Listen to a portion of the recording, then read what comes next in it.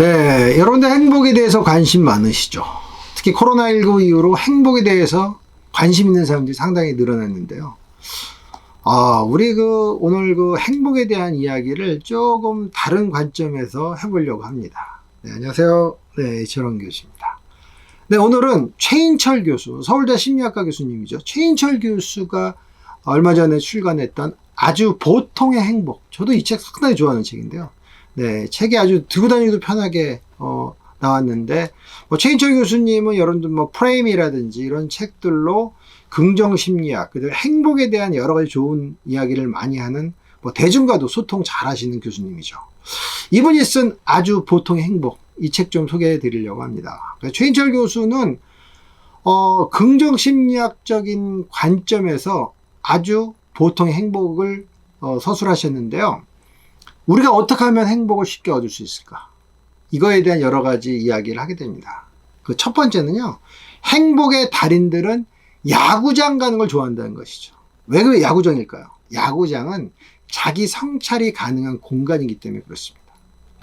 여기에는 본인이 좋아하는 응원가도 부를 수 있고, 좋은 또 음식도 먹을 수 있고, 또 탄성이 막 자아내는 그러한 씬들이 많잖아요. 내가 좋아하는 팀에서 홈런 치고, 또 이렇게 병살타 잡아내고, 이러면서 얼마나 좋습니까? 또, 스트라이크 아웃 잡아내고, 이러면서, 굉장히 자기도 모르게 탄성도 자아내고, 즐거워하고, 이런 것들. 다른 말로 몰입하면, 우리 이 몰입하는 경험을 통해서 우리가 자아를 종종 잊게 된다는 것이죠. 여러분들 자아를 종종 잊는다는 것은 놀라운 체험입니다.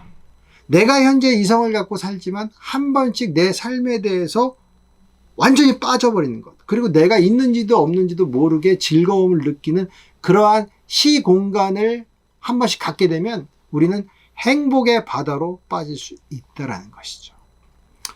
그래서 자아의 존재를 완전히 잃어버리는 그 상태가 행복감으로 들어가는 상태다 라고 최인철 교수는 얘기합니다.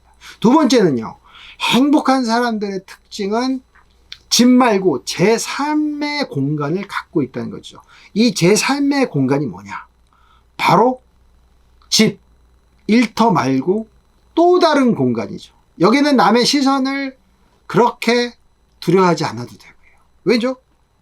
친한 사람들이 있으니까요. 동호회 사람들이 있으니까요. 그리고 또 여기서는 즐거운 얘기만 합니다. 내가 축구 좋아하면 축구, 테니스 좋아하면 테니스, 골프 좋아하면 골프 얘기하고, 음악 좋아하면 바흐에 대한 이야기 할 수 있고, 살아가는 이런 이야기들도 충분히 우리가 나눌 수 있는 그러한 공간. 물론 여기에는 이야기도 있고요. 간단하게 먹을 수 있는 먹거리도 있고요. 또 뭐가 있습니까? 그렇죠. 음료수도 있죠. 맥주 좋아하면 맥주 한잔 할 수도 있고요. 화이트 와인 같은 경우도 한잔 하면서 물론 과음하면 안 되겠죠. 한 잔씩 하면서 여러 가지 세상 살아가는 이야기 할 수 있는 그런 공간. 이런 공간을 우리는 뭐라고 부르죠? 최인철 교수님은 아지트라고 합니다. 아지트. 그 아지트에 있는 사람이 행복하다라는 것이죠.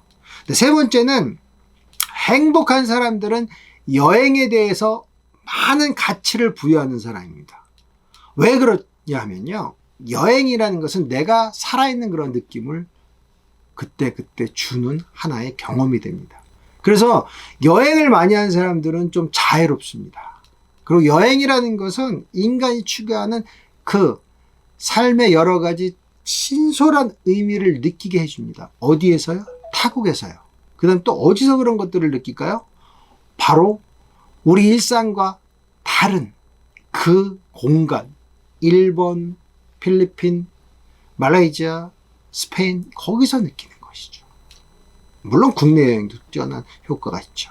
네 번째는요, 행복에는 몇 가지 요인이 있는데, 좋은 인간관계, 자율성, 의미와 목적, 그리고 재미있는 일이라는 그런 구성 요인들이 들어갑니다. 이 네 가지가 꼭 들어간다는 것이죠. 그러니까 여러분들 행복하려면 지금 말씀드린 네 가지를 여러분들이 자꾸 일상에서 구축하면 행복해질 수 있죠. 바로 행복하려면 이 네 가지를 여러분들이 생각을 하셔야 된다는 것이죠. 네, 마지막으로 최인철 교수가 강조하는 것은 삶의 밑줄치기라는 것입니다. 삶의 밑줄치기라는 것은 뭐냐면은 마치 이런 겁니다. 우리가 책을 보면서 정말 좋은 구절이 있으면은 밑줄 긋고, 저는 별표하고 당구장 표시하고 그 다음에 밑줄 건 것을 다시 이렇게 돼지꼬리 표시하고 이런 걸 굉장히 좋아합니다. 전 책을 읽으면서 그런 표시하는 걸 상당히 좋은데 그때마다 기분이 아주 한층 업그레이드 돼요. 돈으로 살 수 없는 굉장히 심리적으로 즐거운 막 엔돌핀이 막 돌거든요. 마찬가지로 우리가 내 삶을 생각하면서 내 삶에 대해서 한 번 정도 생각해보고 반성하는 게 바로 삶의 밑줄 긋는 거예요.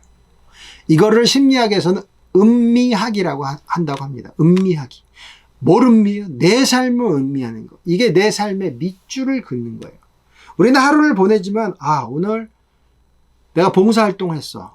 그때 봉사활동하면서 그 어린이한테 나는 축구를 가르쳐줬구나. 그 학생이 너무 좋아하대. 그 생각하면서 난 앞으로 그 학생들한테 더 많은 나의 지식을, 축구 지식을 가르쳐줘야지. 아니, 살아가면서 건강한, 건전한 청소년이 될 수 있도록 나는 좋은 이야기도 해줘야지. 교회에서 배웠던 그러한 여러 가지 그 삶에 대한 지혜도 얘기해줘야지. 이렇게 생각하는 것. 이게 삶에 대해서 생각하는 것, 음미하는 것이죠. 이런 사람이 행복하다는 것이죠. 마치 책에서 좋은 구절을 발견하고 밑줄 긋듯이 우리도 한 번씩 삶에 대해서 이렇게 밑줄을 그어가는 거죠. 그렇다면 삶의 밑줄 긋는 방식이 뭐라고요? 생각해 보는 거죠. 내가 오늘 했던 것, 내가 오늘 경험했던 것을 다시 한번 생각하는 것이 바로 음미하기입니다. 여러분, 행복이라는 것은 결국 경험의 빈도와 관련이 깊습니다. 우리 계속 영상에서 이야기했듯이 행복이라는 걸 로또 한 번 빡 떼가지고 100억 터졌다고 해서 행복해지는 게 아니라는 거죠.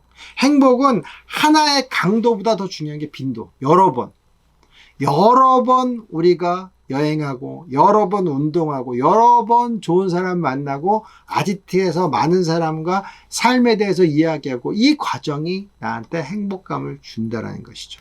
여러분들 진정한 마음의 부자가 되기 위해서 오늘 행복에 대한 이야기를 최인철 교수님의 책에서 몇 개 뽑아서 말씀을 드렸습니다.